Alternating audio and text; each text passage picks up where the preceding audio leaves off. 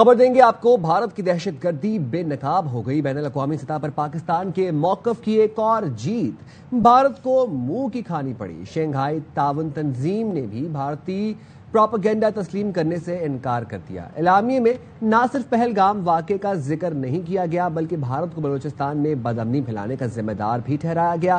اعلامیہ سامنے آیا تو بھارتی وزیر دفاع سٹپٹا گئے، قلم میز پر چھوڑ کر کچھ دیر سوچتے رہے کہ کیا کریں، پھر اعلامیے پر دستخط کرنے سے ہی انکار کر دیا۔ بھارتی وزیر دفاع کی ہٹ دھرمی پر تنظیم کا کہنا ہے اعلامیہ جاری نہیں کیا جائے گا۔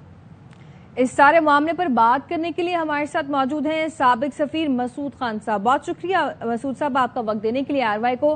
مسعود صاحب کہیے گا کہ شنگھائی تعاون تنظیم نے بھی بھارتی پروپیگنڈا تسلیم کرنے سے انکار کر دیا ہے۔ ان تمام تر چیزوں سے یہ تو ثابت ہو رہا ہے کہ بھارت اب ایکسپوز ہو چکا ہے کمپلیٹلی۔ جی بالکل آپ نے درست کہا۔ شنگھائی تعاون تنظیم میں یہ ایک روایت ہے کہ جو اس کا آخری اعلامیہ ہوتا ہے وہ اتفاق رائے سے منظور کیا جاتا ہے، اور اگر کچھ معاملات پہ اختلاف ہو تو وہ اس میں شامل نہیں کیے جاتے۔ ویسے میں سمجھتا ہوں کہ اس سے ظاہر یہ ہوا ہے کہ بھارت بوکھلاہٹ کا شکار ہے اور وہ بین الاقوامی سطح پہ اس کی تشہیر کر رہے ہیں، اور ایک مرتبہ پھر جو ہے ایک اور فورم میں، یعنی یہ جو شنگھائی تعاون تنظیم میں ان کو آئسولیشن کا سامنا ہے، کیونکہ ان کا جو نقطہ نظر ہے وہ روس، چین، ایران، قازقستان، تاجکستان اور دوسرے جو ممالک ہیں انہوں نے بھی قبول نہیں کیا۔ دوسرے میں اس میں یہ بھی اضافہ کرنا چاہتا ہوں کہ انہوں نے اپنے بیان کی بنیاد یہ بنائی ہے کہ دہشت گردی، علیحدگی پسندی اور انتہا پسندی جو اس کے لیے بہت ہی اہم نکات ہیں، اہم ایجنڈا ہے شنگھائی تعاون تنظیم کے لیے، تو اگر آپ دیکھیں معروضی طور پر آپ تجزیہ کریں تو یہ ساری چیزیں اس میں ہندوستان ملوث ہے۔ وہ دہشت گردی کے لیے، انتہا پسندی کے لیے، بلکہ ان کی حکومت جو ہے، بھارتیہ جنتا پارٹی کی حکومت جو ہے وہ انتہا پسند حکومت ہے، مذہبی انتہا پسندی کی بنیاد پر قائم ہے اور اسی کا پروپیگنڈا کرتی ہے۔ پھر یہ ہے کہ ابھی حال ہی میں کینیڈا نے ایک رپورٹ شائع کی ہے جس میں انہوں نے کہا ہے کہ ہندوستان نہ صرف کینیڈا میں مداخلت کرتا ہے بلکہ دہشت گردی کا مرتکب ہوا ہے، اور اس کا ایک ثبوت یہ ہے کہ انہوں نے چند سال پہلے وہاں کینیڈا کے ایک شہری ہردیپ سنگھ نجر کا قتل کیا، یعنی کہ دہشت گردی کے ایک واقعے میں ان کو قتل کیا، اساسینیٹ کیا، اور امریکہ میں وہ رنگے ہاتھوں پکڑے گئے تھے۔ تو جب وہ پاکستان کا نام لیتے ہیں تو وہ اصل میں یہ کہتے ہیں کہ الٹا کو چور کوتوال کو ڈانٹے، اور پھر یہ بھی ذکر کر رہے ہیں کہ جی WMD اور دہشت گردی ایک ساتھ ساتھ نہیں چل سکتے، تو پھر بھی وہ ہندوستان کی ہی بات کر رہے ہیں۔ تو میں سمجھتا ہوں کہ شنگھائی تعاون تنظیم کے باقی ممالک نے پاکستان کا ساتھ دیا، حقائق کا انہیں علم ہے اور انہیں پتہ ہے کہ ہندوستان کی پورے خطے میں دہشت گردی کے حوالے سے کیا سرگرمیاں ہیں، تو وہ ایسے اپنے آپ کو پوتر پیش کرنا چاہتے تھے، لیکن لوگوں کو پتہ ہے کہ ہندوستان گردن زدی ہے اور مجرم ہے ان تمام معاملات میں۔ ٹھیک ہے، بہت شکریہ سردار مسعود خان ہمارے ساتھ موجود تھے۔ بھارت کی دہشت گردی بے نقاب ہو چکی ہے، بین الاقوامی سطح پر پاکستان کے موقف کی ایک اور جیت، بھارت کو منہ کی کھانی پڑی۔ شنگھائی تعاون تنظیم نے بھی بھارتی پروپیگنڈا تسلیم کرنے سے انکار کر دیا۔ اعلامیے میں نہ صرف پہلگام واقعے کا ذکر نہیں کیا گیا بلکہ بھارت کو بلوچستان میں بدامنی پھیلانے کا ذمہ دار ٹھہرایا گیا۔ امریکی صدر ڈونلڈ ٹرمپ کی فیلڈ مارشل عاصم منیر کی تعریف۔ ڈونلڈ ٹرمپ نے کہا پچھلے ہفتے پاکستان کے فیلڈ مارشل عاصم منیر سے ملاقات ہوئی۔ فیلڈ مارشل عاصم منیر انتہائی متاثر کن شخصیت کے مالک ہیں۔ امریکی صدر کا کہنا تھا ان کے موجودہ دور میں بڑی کامیابی پاک بھارت جنگ رکوانا ہے، دونوں جوہری طاقتیں ایٹمی حملوں کی طرف جا سکتی تھیں۔ فیلڈ مارشل عاصم منیر اور مودی سے کہا آپ لوگوں کو تجارت کرنا پڑے گی۔ مودی سے کہا جنگ جاری رکھی تو آپ سے تجارت نہیں کریں گے۔ The most important of all, India and Pakistan. I ended that with a series of phone calls on trade. I said, look, if you're going to go fighting each other, it was getting very bad. You know how bad that last attack was. If you're going to go fighting each other, we're not doing any trade deal. And in fact, I had the general, who was very impressive. The general from Pakistan was in my office last week. I said, we're not doing a trade deal if you're going to fight. And you know what? They said, no, I want to do the trade deal. We stopped the nuclear work. Iran کے ایٹمی تنصیبات تباہ ہو کے بحالی یا تعمیر نو میں اب برسوں لگیں گے. امریکی خفیہ ایجنسی CIA اور ڈائریکٹر نیشنل انٹیلیجنس نے بھی تصدیق کر دی ہے. ترجمان وائٹ ہاؤس کا کہنا ہے میڈیا رپورٹس نے حقائق مسخ کیے. انٹیلیجنس میں ملیک کرنے والوں کے خلاف FBI کی تحقیقات جاری ہیں. CIA کے سربراہ جان ریڈ کلف کا کہنا ہے ہم نے ایرانی ایٹمی تنصیبات کو تباہ کر دیا ہے. قابل اعتماد انٹیلیجنس موجود ہے کہ امریکی حملوں سے ایران کے نیوکلیر پروگرام کو شدید نقصان پہنچا. کئی اہم تنصیبات تباہ ہوئی. ایران کو ان کی بحالی میں برسوں لگیں گے. امریکہ کی نیشنل انٹیلیجنس کی ڈائریکٹر تلسی گبارڈ کا بھی کہنا ہے نئی معلومات سے ایرانی جوہری تنصیبات کی تباہی کی تصدیق ہو گئی ہے. نتنز، فردو اور اصفہان کی تمام جوہری تنصیبات مکمل طور پر تباہ ہو چکی ہے. ان کی دوبارہ تعمیر میں ایران کو برسوں لگیں گے. تلسی گبارڈ کا یہ بھی کہنا تھا پروپیگنڈا میڈیا نے انٹیلیجنس رپورٹ کے صرف مخصوص حصے جاری کیے. ترجمان وائٹ ہاؤس کیرولائن لیویٹ کا کہنا ہے ایران جوہری پروگرام کا خطرہ اب دفن ہو چکا ہے. لیک شدہ انٹیلیجنس میمو پر مبنی میڈیا رپورٹس حقیقت کو مسخ کر رہی ہے. ایسا کرنے والوں کے خلاف FBI تحقیقات کر رہی ہے. اسرائیلی خفیہ ایجنسی موساد کے سربراہ ڈیوڈ بانیا کا کہنا ہے ایران سے خطرہ بڑی حد تک ختم ہو گیا ہے لیکن ایرانی جوہری پروگرام سے نظریں نہیں ہٹائیں گے. ہم وہاں موجود ہوں گے جیسے پہلے رہے ہیں. بانیا نے دعویٰ کیا ایران میں مخصوص اہداف پر حملوں کے لیے موساد نے کئی برس پر محیط ناقابل تصور خفیہ کارروائیاں انجام دیں تاکہ درست وقت پر درست اقدامات کیے جا سکیں.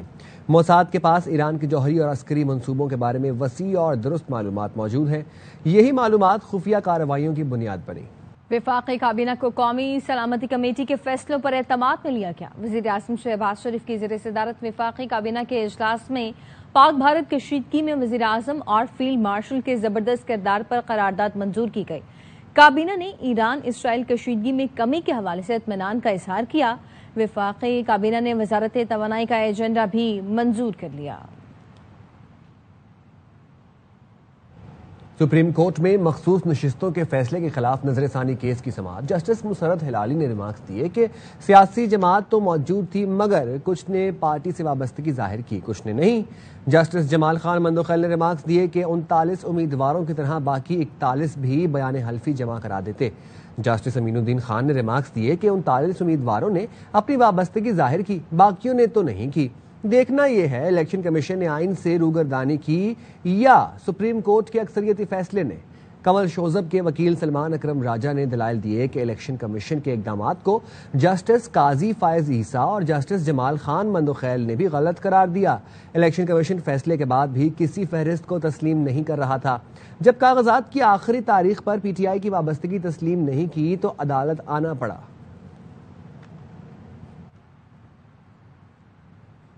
موسم کے حوالے سے بتائیں تو ملک کے مختلف علاقوں میں مانسون بارشوں کا سلسلہ جاری ہے. اسلام آباد اور راولپنڈی میں بادل جم کر برسے.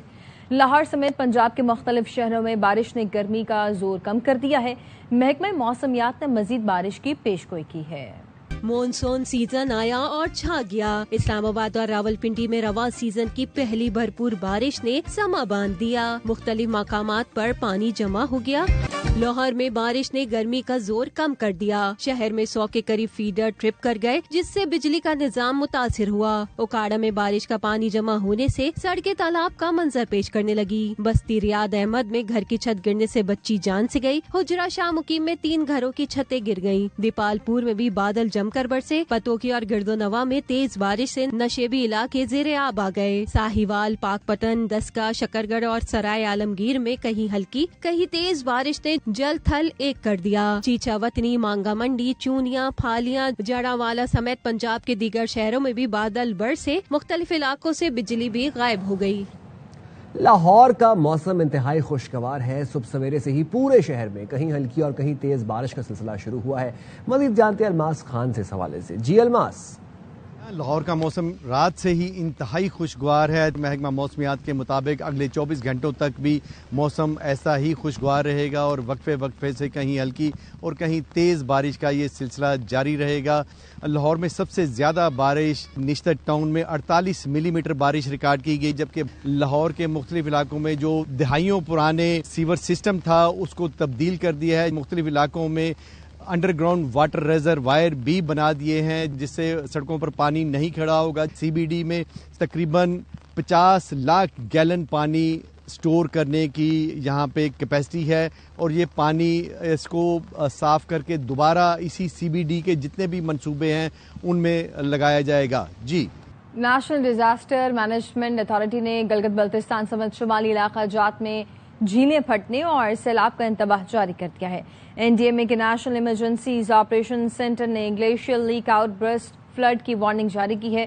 مسلسل شدید گرمی، مانسون کی شدت اور مغربی ہواؤں کی موجودگی کو خطرناک قرار دیا گیا ہے. انتباہ اس وقت جاری کیا گیا جب ہیٹ ویو سے خطے میں گلیشیئرز پگھلنے میں تیزی آ رہی ہے جس سے پانی کی سطح بلند ہو رہی ہے اور اچانک سیلاب تباہی مچا رہے ہیں. اسرائیل کو جلد ایسے ممالک تسلیم کریں گے جن کا تصور بھی نہیں کیا جا سکتا. امریکی مشیر برائے مشرق وسطی اسٹیو وٹکاف کا دعویٰ. کہا کہ صدر ٹرمپ کی کوشش ہے ابراہم معاہدے کو وسعت دی جائے. امید ہے جلد ایسے ممالک اسرائیل کو تسلیم کر لیں گے جن کے بارے میں کسی نے تصور بھی نہیں کیا تھا. یہ عمل مشرق وسطی میں توازن لائے گا. ڈونلڈ ٹرمپ کے پہلے دور صدارت میں متحدہ عرب امارات، بحرین، مراکش اور سوڈان نے اسرائیل کو تسلیم کیا تھا. نیٹو چیف مارک روٹے نے امریکی صدر ڈونلڈ ٹرمپ کو ڈیڈی کہنے کی وضاحت کر دی. کہا بیان مطلب یہ نہیں تھا کہ میں ٹرمپ کو ڈیڈی کہہ رہا ہوں. ڈیڈی کا لفظ استعمال کیا لیکن میرا اصل مخاطب ٹرمپ نہیں. بعض ممالک نیٹو میں امریکی شمولیت پر بچے جیسے سوال کرتے ہیں، جیسے بچہ پوچھے ڈیڈی کیا آپ خاندان کے ساتھ ہی رہیں گے. میرے الفاظ کو سیاق و سباق سے ہٹ کر پیش کیا گیا. میرا انداز کسی کی نظر میں نرم یا توہین آمیز ہو سکتا ہے، یہ ذاتی رائے ہے. میرا مطلب صدر ٹرمپ کی ذاتی تعریف یا توہین نہیں تھی. ایرانی سفیر رضا امیری مقدم نے کہا ایران نے دشمن پر طاقتور اور منصفانہ جنگ بندی مسلط کی. Social media platform X پر انہوں نے ٹویٹ کیا ایران کی فتح پر پاکستانی حکومت و عوام کے شکر گزار ہے. پاکستان نے ایران کے ساتھ مثالی یکجہتی کا مظاہرہ کیا. پاکستانی صدر، وزیر اعظم اور آرمی چیف کا شکریہ ادا کرتے ہیں. اسحاق ڈار، خواجہ آصف، قومی اسمبلی اور سینیٹ ارکان کا بھی شکریہ. انہوں نے مزید کہا کہ پاکستانی میڈیا، دینی علماء اور سیاسی جماعتوں نے اصولی موقف اپنایا. وزارت خارجہ نے عالمی فورمز، اقوام متحدہ، OIC اور سلامتی کونسل میں ایران کا بھرپور ساتھ دیا. ایران پاکستان نے ہمیشہ بھائی چارے، یکجہتی کی مثال قائم کی. پاکستان آئندہ اقوام متحدہ کی سلامتی کونسل کی صدارت سنبھالنے کے لیے تیار ہے. پاکستانی مستقل مندوب عاصم افتخار نے اس حوالے سے سیکرٹری جنرل انتونیو گوتریس سے ملاقات کی جس میں انہوں نے سیکرٹری جنرل کو پروگرام آف وقت سے آگاہ کیا. ملاقات میں سلامتی کونسل کے اہم عالمی امور پر تفصیلی تبادلہ خیال اور اقوام متحدہ امن مشنز کے کردار، مشرق وسطی، افریقہ، ایشیا اور لاطینی امریکہ کی صورتحال پر گفتگو ہوئی. ملاقات میں عالمی چیلنجز سے نمٹنے کے لیے اجتماعی کوششوں پر زور دیا گیا. پاکستانی مندوب نے کہا کہ پاکستان سلامتی کونسل کی صدارت شفاف اور مشاورتی انداز میں نبھائے گا. انہوں نے اقوام متحدہ کے چارٹر پر مکمل عمل درآمد کے عزم کا اعادہ کیا. پاکستان کو میدان جنگ میں زیر کرنا ممکن نہ ہو سکا. بھارت کی عسکری قیادت نے اعتراف کر لیا. سابق بھارتی افسر و تجزیہ کار پراوین سوہانے نے تسلیم کر لیا پاکستان کبھی نہیں ہارا. پاکستان کو جنگی شکست نہیں دی جا سکتی. پاکستان نے آج تک کسی جنگ میں شکست نہیں کھائی.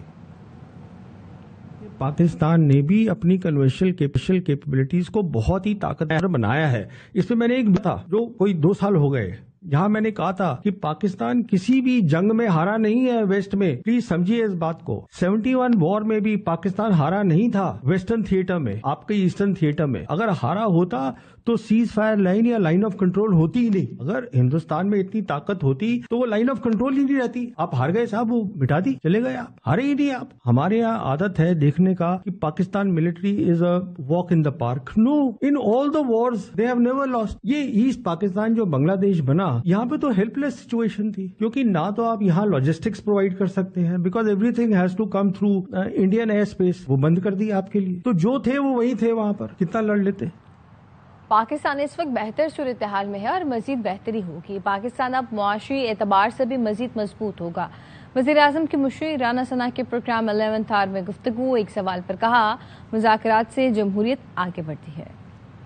ٹرمپ آ گیا تو بس یہ نہ ہو کہ 10 منٹ بعد ہی رہا نہ ہو جائے خان صاحب. تھوڑا ایک لائٹر نوٹ سے آغاز کروں نا, میں نے اس لیے سوچا تھا. اگر اب بھی ہم خوش نہیں ہوں گے تو پھر کب خوش؟ اب ٹھیک ہو رہا ہے اس وقت. پاکستان ہر لحاظ سے بہت بہتر صورتحال میں ہے. بات چیت ہو خان صاحب سے, دوبارہ مذاکرات ہوں, سب آپ اگر میں آپ سے پوچھوں تو آپ کہیں گے کہ پرانی بات ہو گئی بھائی جان, اب وہ سارے مرحلے سے ہم آگے گزر گئے. بالکل ایسا نہیں ہے. ہم سیاسی کارکن ہیں, ہم آج بھی بلیو کرتے ہیں کہ جمہوریت ہی اس ملک کا مستقبل ہے. ڈائیلاگ سے جمہوریت آگے بڑھتی ہے, ڈیڈ لاک سے نہیں بڑھتی. ہم اس وقت بھی ڈائیلاگ کرنے پہ بلیو کرتے تھے جب یہ عمران خان صاحب ہمیں پکڑ کے جیلوں میں ٹھونس رہے تھے. آج کی علی امین گنڈا پور صاحب کی اسٹیٹمنٹ لے لیں اور محترمہ ریما بی بی صاحبہ جو ان کی اسٹیٹمنٹ لے لیں. ہم نے ان کو کہا کہ یہ اسٹیٹمنٹ دیں, یا کیا انہوں نے اپنی سیاست کو وہ پذیرائی بخشی ہے یہ گفتگو کر کے؟ ویسے آپ کو گنڈا پور صاحب کیسے وزیر اعلیٰ لگتے ہیں؟ اچھے تعاون کرتے ہیں. موجودہ حالات میں پولیٹیکلی جو ہے وہ اس لحاظ سے تو میں کیوں ان کو برا کہوں. مجھے تو انہوں نے کوئی نقصان نہیں پہنچایا. اگر وہ کوئی نقصان پہنچ رہا ہے تو کسی اور طرف ہی پہنچ رہا ہے. سیکریٹری اطلاعات پی ٹی آئی شیخ وقاص اکرم کہتے ہیں جس کے پی کے بجٹ کے پاس ہونے پر سلمان اکرم راجہ حیرت کا اظہار کر رہے ہیں, اس بجٹ کو منظور کرانے کا اعلامیہ خود انہوں نے لفظ با لفظ لکھوایا. ان کا ٹویٹ دیکھ کر حیرت ہوئی. پارلیمانی اجلاس ہو رہا تھا, شبلی فراز عمر ایوب صاحب بھی وہاں موجود تھے. سلمان اکرم راجہ صاحب کا بھی بتایا گیا وہ بھی آن بورڈ ہے کہ بجٹ پاس ہونا چاہیے. فیصلہ ہو جاتا ہے. میں کیونکہ اجلاس کا حصہ نہیں تھا, اس کے بعد میں نے راجہ صاحب کو فون کیا, جو بھی آپ نے فیصلے کیے ہیں اعلامیہ یا اسٹیٹمنٹ دینی ہے وہ آپ مجھے لکھوا دیں. راجہ صاحب نے ایک ایک لفظ اس اعلامیہ کا مجھے سارا لکھا ہے. رؤوف صاحب کے منٹس اس کے اندر ڈال کے پولیٹیکل کمیٹی کا اعلامیہ ہم نے اس کے اندر شیئر کر دی. مجھے تو نہیں پتا کہ ان کی اس میں کیا ڈسکشن ہوئی. آپ کہہ رہے ہیں وہ جو اعلامیہ آیا ہے جس میں توثیق ہے کہ ہاں بجٹ کراؤ منظور, وہ لکھوایا ہی راجہ صاحب نے. تو راجہ صاحب نے تو مذمت کیا, راجہ صاحب نے ٹویٹ کیا کہ میں حیران ہوں یہ کیا ہو گیا, I am surprise. On a lighter side, اس طرح راجہ صاحب کو بجٹ منظور ہونے پہ حیرت ہوئی, اس طرح آپ کو راجہ صاحب کا ٹویٹ دیکھ کے حیرت ہوئی. مجھے حیرت ہوئی. قائد عمران خان نے کل یہ کہہ کے کہ آپ کو پہلے آ جانا چاہیے تھا, اب آپ چلے جائیں, بجٹ پاس ہو گیا, اب آپ جائیں سپریم کورٹ. اب لوگ کیوں آپس میں لڑ رہے ہیں میری سمجھ سے باہر ہے. Welcome back. بلاول بھٹو نے پارٹی کے اراکین پارلیمان کو بجٹ کے حق میں ووٹ ڈالنے کی ہدایت کر دی ہے. بلاول بھٹو زرداری کی سربراہی میں پیپلز پارٹی پارلیمانی پارٹی کا اجلاس ہوا. بلاول بھٹو کو پاکستان پیپلز پارٹی کے اراکین نے بجٹ سے متعلق تجاویز سے آگاہ کیا. جہانگیر خان ہمارے ساتھ موجود ہیں, تفصیل ان سے جانتے ہیں. کہیے گا جہانگیر. اس اجلاس میں راجہ پرویز اشرف, خورشید شاہ, نوید قمر, آغا سید رفیع اللہ اور ڈاکٹر مہر نژاد بھٹو سمیت اراکین پارلیمان نے شرکت کی جو پیپلز پارٹی سے تعلق رکھتے تھے. اس اجلاس میں بلاول بھٹو زرداری کو پاکستان پیپلز پارٹی کے اراکین نے بجٹ سے متعلق اپنی تجاویز سے آگاہ کیا اور یہ بھی بتایا گیا انہیں کہ پیپلز پارٹی کی تجاویز کے نتیجے میں شامل ہونے والی ترامین کون کون سی ہیں. اس موقع پر بلاول بھٹو زرداری کا کہنا تھا کہ پیپلز پارٹی کے بسپ یعنی بے نظیر انکم سپورٹ پروگرام کے بجٹ میں 20% اضافے کا مطالبہ تسلیم کیا گیا ہے. سولر پینل پر ٹیکس تقریباً 50% کم کر دیا گیا ہے. پیپلز پارٹی کے سنگین تحفظات کے نتیجے میں FBR سے متعلق قوانین میں سخت ترامیم کو ختم کر دیا گیا ہے, جبکہ پیپلز پارٹی کی تجاویز کی روشنی میں وفاقی بجٹ میں تنخواہوں میں 10% اور پینشنر کے لیے 7% اضافہ کیا گیا ہے. اس موقع پر بلاول بھٹو کا کہنا تھا کہ بجٹ میں 1 لاکھ روپے تنخواہ پر کسی بھی قسم کا انکم ٹیکس نہ ہونے کی سہولت پیپلز پارٹی کے مطالبے پر تنخواہ دار طبقے کو فراہم کی گئی ہے. بلاول بھٹو زرداری کا مزید کہنا تھا کہ وفاقی حکومت نے سندھ کی جامعات کے لیے مختص بجٹ کو پیپلز پارٹی کے مطالبے پر بحال کیا گیا ہے. اس اجلاس کے اختتام پر بلاول بھٹو زرداری نے تمام اراکین پارلیمان جو ان کی جماعت سے تعلق رکھتے ہیں ان کو ہدایت کی کہ وہ وقتی بجٹ 2025 کی منظوری کے وقت اس بجٹ کے حق میں ووٹ دیں. جی بہت شکریہ جہانگیر. وزیر اعلیٰ مریم نواز نے قذافی اسٹیڈیم, ظہور الہی روڈ, جیل روڈ اور دیگر علاقوں کا دورہ کیا ہے. مریم نواز نے بارش کے پانی کی بروقت نکاسی پر اظہار اطمینان کیا. کہا قذافی اسٹیڈیم کے علاقے میں 8 ماہ میں پانی کی نکاسی کا پائیدار سسٹم قابل تحسین ہے. بارش کے پانی کا نکاس بر وقت ہو رہا ہے. وزیر اعلیٰ مریم نواز نے گلبرگ اسکیم کے مختلف بلاکس کا معائنہ کیا. مریم نواز نے سسٹینیبل ڈیولپمنٹ کے تحت LDA پروجیکٹ کا جائزہ لیا. گلگت بلتستان میں پاک فوج نے ریسکیو آپریشن مکمل کر لیا ہے. سوشل ایکٹیوسٹ یاور عباس کی میت دشوار گزار پہاڑی سے آبائی گاؤں منتقل کر دی گئی ہے. 24 جون کو معروف سماجی کارکن یاور عباس اور ساتھی المناک حادثے کا شکار ہوئے تھے. حادثہ دشوار گزار علاقے میں پیش آیا جہاں سول ریسکیو ٹیموں کی رسائی ممکن نہ تھی. متاثرہ خاندان کی درخواست پر پاک فوج نے ہیلی کاپٹرز روانہ کیے. پاک فوج کے بہادر پائلٹس نے شدید موسمی حالات کے باوجود کئی بار پرواز کی کوشش کی. ریسکیو آپریشن میں یاور عباس کا جسد خاکی مل گیا اور زخمی ساتھی کو طبی امداد دے کر بچا لیا گیا. سوگوار خاندان اور مقامی برادری نے پاک فوج کے اس انسانی جذبے پر شکریہ بھی ادا کیا ہے. پاک پتن میں عظیم صوفی بزرگ حضرت بابا فرید کے 783ویں عرس کی تقریبات 5ویں روز میں داخل ہو گئیں. عقیدت مندوں کی بڑی تعداد عرس کی تقریبات میں شامل ہے. مزید جانیں گے ہمارے نمائندے امداد حسین سے. برے صغیر پاک و ان کے عظیم صوفی بزرگ حضرت بابا فرید الدین مسعود گنج شکر رحمۃ اللہ علیہ کے 783ویں سالانہ عرس مبارک کی 15 روزہ تقریبات جو ہیں پاک پتن میں جاری ہیں. ملک کے طول و عرض سے بہت بڑی زائرین کی تعداد جو ہے پاک پتن پہنچ رہی ہے. میرے ساتھ اس وقت گزشتہ 37 سال سے زائرین کی خدمت کا فریضہ سر انجام دینے والے عقیدت مند محسن فریدی موجود ہیں. ان سے جانتے ہیں. 24 گھنٹے زائرین کے لیے 15 دن لنگر کا اہتمام کیا جاتا ہے. رہائش کا انتظام ہے. میری آنے والے تمام زائرین سے گزارش ہے کہ بابا صاحب کی بارگاہ میں حاضری دیں، رسومات میں شامل ہوں. جی جیسا کہ آپ نے ان بات سنی، ان کا کہنا تھا کہ وہ سال ہر سال سے حضرت بابا جی کے عقیدت مندوں کے لیے یہ خدمت کا فریضہ سر انجام دے رہے ہیں. ٹھنڈے پانی کی سبیلیں لگائی جا رہی ہیں. اسی طرح رہائش اور کا بھی اہتمام کیا گیا ہے. جی ایشینز ڈبل اسکواش چیمپئن شپ آج ہوگا. روایتی حریفوں کا مقابلہ نور زبان اور ناصر اقبال کی جوڑی فائنل میں بھارتی ٹیم سے ٹکرائے گی. کوالالمپور میں جاری ایونٹ کی سیمی فائنل میں پاکستان نے میزبان ٹیم کو 2-1 سے مات دی تھی. پہلا سیٹ ہارنے کے باوجود شاندار کم بیک کیا. اگلے دونوں سیٹ جیت کر ٹاپ 2 میں انٹری دی. آسٹریلیا اور ویسٹ انڈیز کے درمیان پہلے ٹیسٹ میچ کا پہلا روز بولرز کے نام رہا. پہلے دن ہی 14 وکٹیں گر گئیں. برش ٹاؤن میں آسٹریلوی ٹیم پہلے بیٹنگ کرتے ہوئے 180 رنز بنا کر ڈھیر ہو گئی. ویسٹ انڈیز کے جیڈن سیلز نے 5 شکار کیے. شمار جوزف نے 4 وکٹیں لیں. جواب میں آسٹریلیا نے بھی میزبان ٹیم کے 4 کھلاڑی 54 رنز پر پویلین روانہ کر دیے. اسٹوڈیو سے فلوت. مزید خبروں کے لیے دیکھتے رہیں ARY نیوز.